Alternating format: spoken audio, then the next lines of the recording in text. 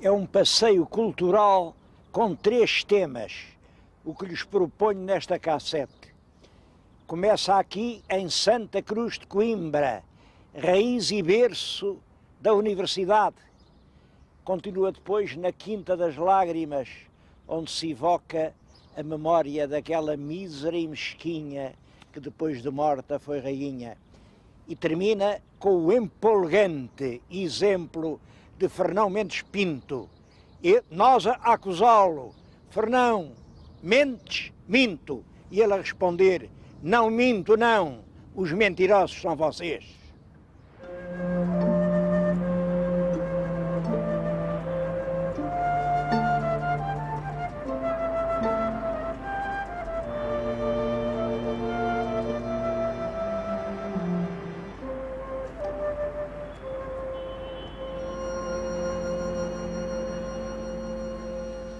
A história da Universidade de Coimbra costuma contar-se a partir de Dom Dinis. Como sabem, diz que o rei Dom Dinis, no ano 1288, portanto já pelos finais do século XIII, resolveu pedir ao Papa, etc, etc, etc.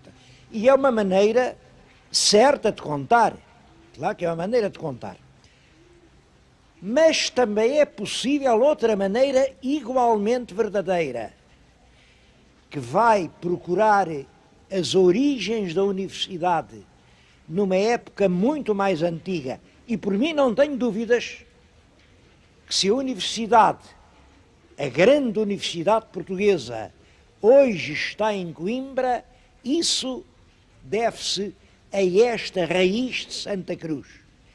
E Santa Cruz é muito antes do Dom Dinis. Aí a história é assim: o rei Dom Afonso Henriques resolveu, não foi bem estabelecer uma capital, porque nessa época não se pode com rigor falar em capitais. Em todo caso, uma cidade onde ele estava mais frequentemente, onde tinha o seu palácio, onde tinha, enfim, o seu pessoal mais próximo, e essa cidade era Coimbra. Naturalmente precisava de quadros, pessoas formadas. No século XII, a palavra clérigo tinha também o sentido de burocrata. O homem que escrevia era o clérigo. Portanto, era o clérigo que dava o juízo sobre o juízo, o notário, o chanceler, o médico. Tudo isso eram clérigos. E onde é que o Dom Afonso Henriques tinha quadros para a monarquia que estava a organizar? Foi por isso que ele, aqui, suponho que no ano de 1138, fundou o mosteiro de Cónegos Regrantes, o mosteiro de Santa Cruz. Eu estou a falar em Santa Cruz. A palavra Santa Cruz veio de que ele fundou o mosteiro no lugar onde já havia uma igrejinha da invocação da Santa Cruz. Reparem, a Santa Cruz que se opunha ao odiado crescente. Estávamos em plena guerra da Reconquista. À volta dessa igrejinha juntam-se logo depressa, parece que no primeiro ano eram 12 os cônegos, mas diz que no segundo eram 72. Rapidamente faz-se aqui uma comunidade extremamente importante, que de facto no século XII, XIII, XIV, XV e até princípios do XVI foi o principal centro de formação de quadros com formação intelectual em Portugal.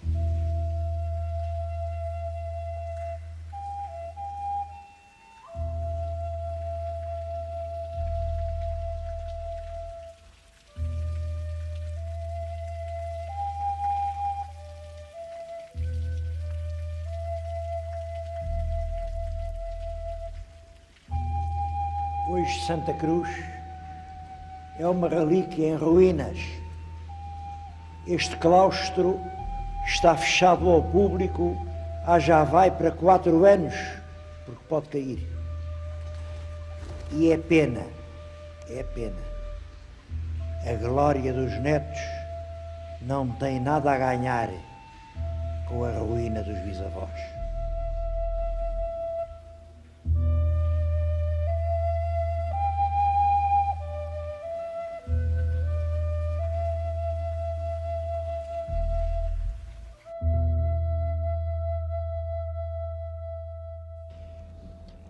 a Universidade de Coimbra é a herdeira do prestígio da Universidade Medieval criada em Portugal por El Rei Dom Dinis. Ainda há pouco tempo a Universidade comemorou os seus 7 séculos e fê-lo com uma altura, uma qualidade, um brilho, que são uma boa lição para os nossos comemoradores profissionais.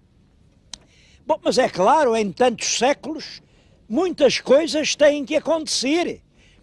Quem se vê lá fora é El Rei Dom Dinis, o fundador. Mas este que está aqui no centro dos Gerais, este quem é? Passou aqui um professor americano, viu e disse, então, e porquê é que vocês fizeram aqui uma estátua a El Rei Henrique VIII? Não é o Henrique VIII, claro que é o nosso Dom João III. É o rei que introduziu em Portugal a Companhia de Jesus, que mandou vir a Inquisição, que reformou a Universidade. Parecem coisas assim muito contrárias umas das outras. A Inquisição, a Universidade, mas não é tanto como parece. São tudo atitudes dentro do quadro da Contra-Reforma. A Europa estava a ser cruelmente dilacerada pela Reforma e a Igreja Católica tentava, por dentro, reorganizar-se, reformar-se para não dar razão àquelas críticas.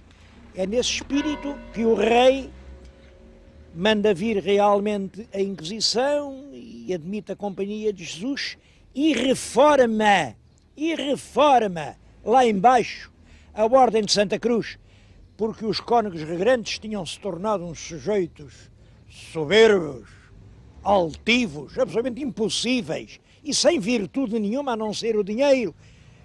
O rei ainda tentou reformá-los. A ideia primeira era que o velho casco medieval de Santa Cruz albergasse a alma nova de uma nova universidade. É por isso que a Rua da Sofia, com todos os colégios, vai dar a Santa Cruz. Mas não foi possível. Com aquela gente não houve entendimento possível.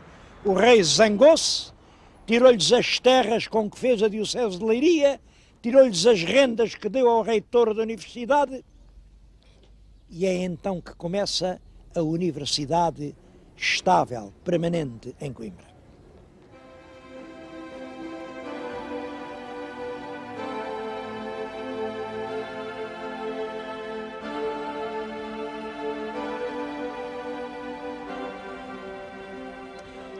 Foi nessa altura que o rei Dom João III deu à universidade o velho palácio que os reis de Portugal tinham em Coimbra.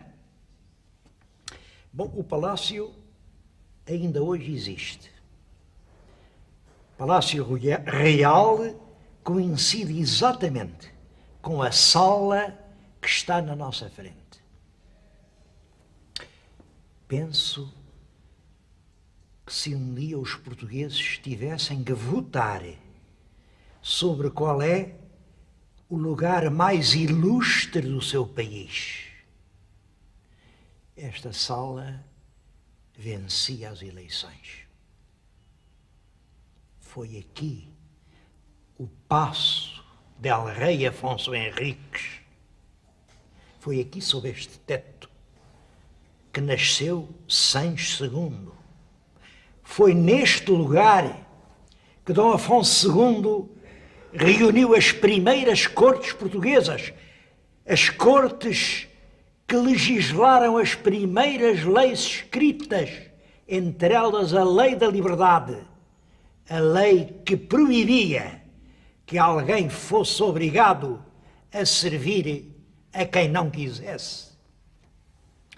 Depois de Afonso II, aqui esteve Sancho II, passou por aqui o bolonhês que nos trouxe a ideia da Europa, esteve aqui muitas vezes. Dom Dinis, não sei se aqui esteve ou não a Rainha Santa.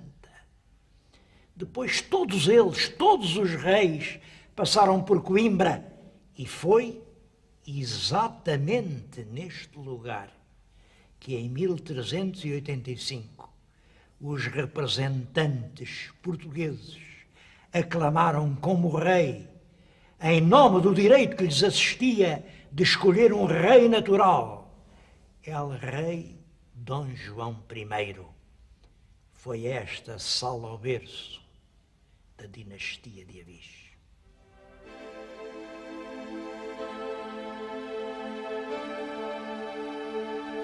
Acontece às vezes em Portugal que os lugares mais insignes têm destinos aviltantes. Não muito longe daqui, na Nazaré, há uma igreja gótica do século VI que hoje serve de palheiro para as vacas. Mas aqui não aconteceu isso. O Paço dos Reis foi transformado na Sala dos Capelos da Universidade, no lugar onde in illo tempore esteve o trono del rei Afonso Henriques. Podem ver agora uma cadeira verde.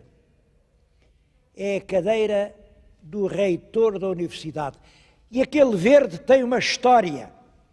Antigamente as faculdades, cada qual tinha a sua cor. A teologia era branca, o direito vermelho, como hoje, a medicina amarela, as artes azuis e a faculdade de cânones, quer dizer, do direito canónico, eram verdes. Depois, com a laicização do Estado, deixou de se ensinar direito canónico na universidade e o verde ficou uma cor sem escola, uma cor sem ninguém, uma cor neutra. Uma cor que não é por estes nem por aqueles. É por isso hoje a cor da reitoria. Quer dizer, quem está naquela cadeira não é destes nem daqueles, apenas preside a universidade.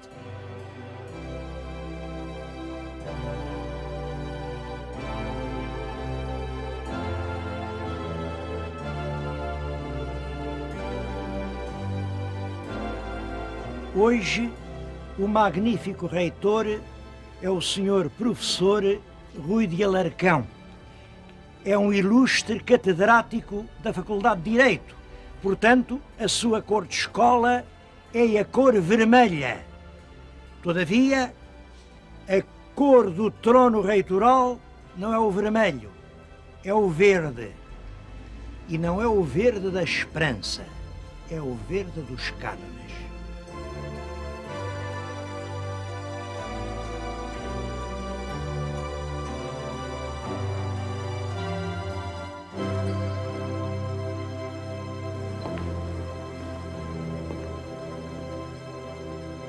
A universidade teve desde cedo a consciência da responsabilidade cultural deste lugar.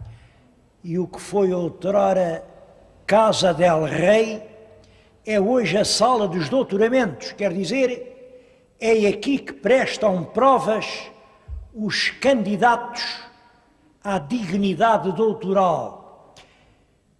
Isto também é significativo. Eles sentam-se aqui nesta cadeira,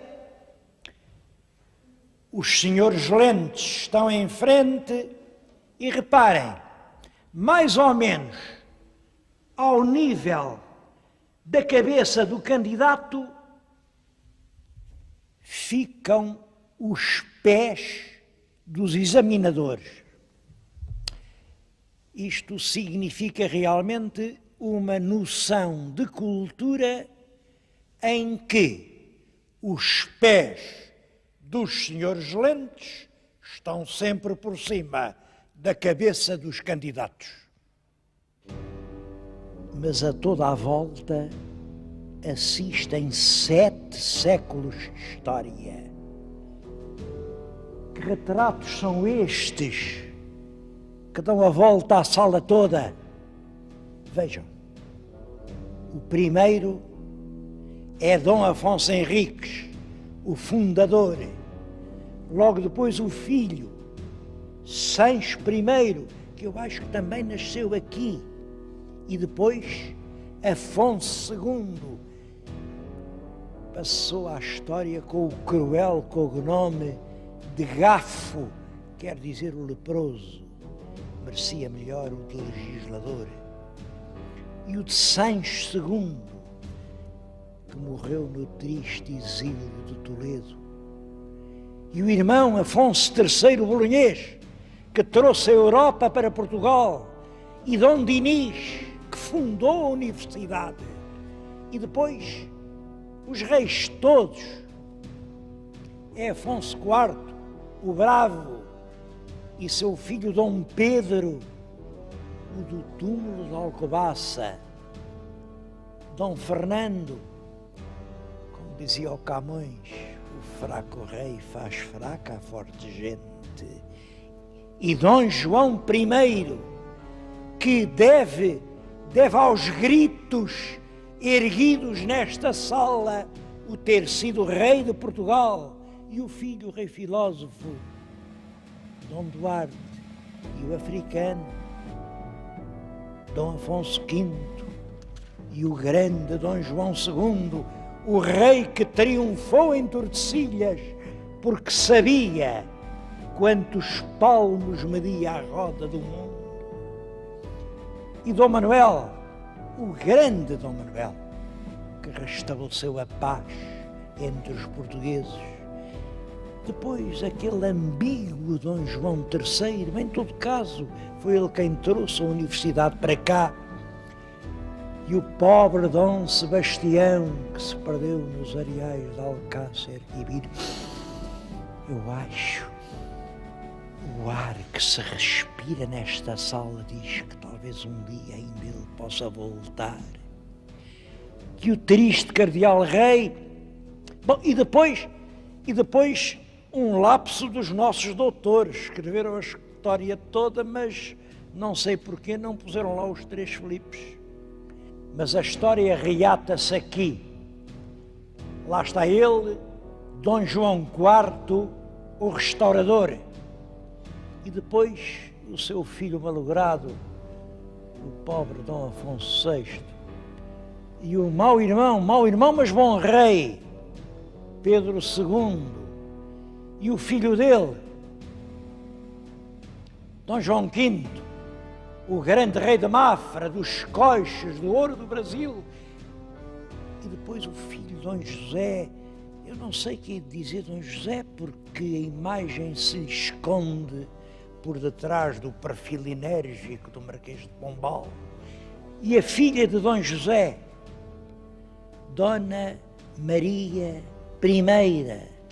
E depois, Dona Maria I, coitadinha, que enlouquece do Brasil, e o filho, o príncipe regente, lá está ele, poderoso, o primeiro rei liberal português, com os 2 filhos que ambos foram reis, os 2 irmãos desavindos, Dom Pedro e Dom Miguel.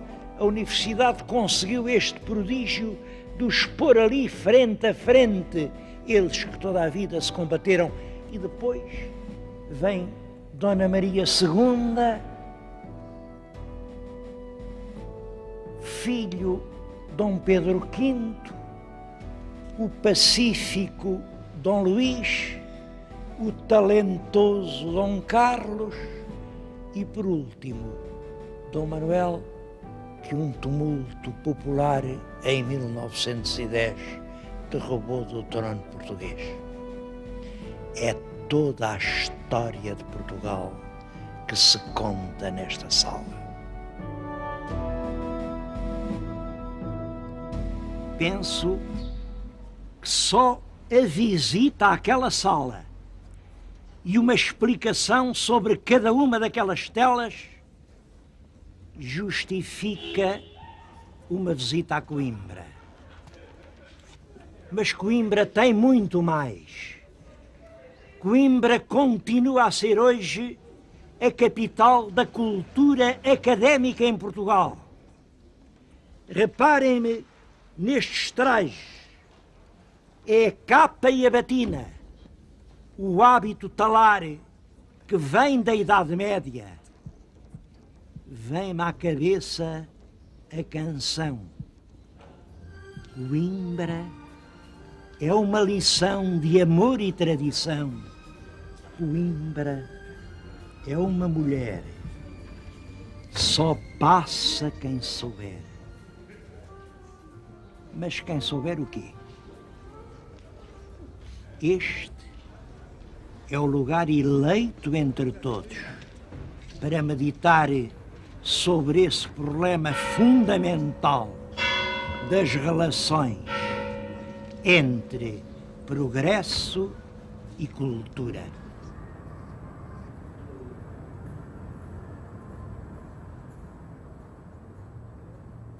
Vocês pensem, realmente não pode haver progresso sem cultura. Mas a recíproca já não é igualmente evidente. Eu acho que pode haver cultura sem progresso. A cultura é um pouco como a alavanca das mudanças. Mete-se a alavanca e tanto se pode engrenar a marcha para a frente como a marcha para trás. Há uma cultura que faz andar para trás. É evidente que em Coimbra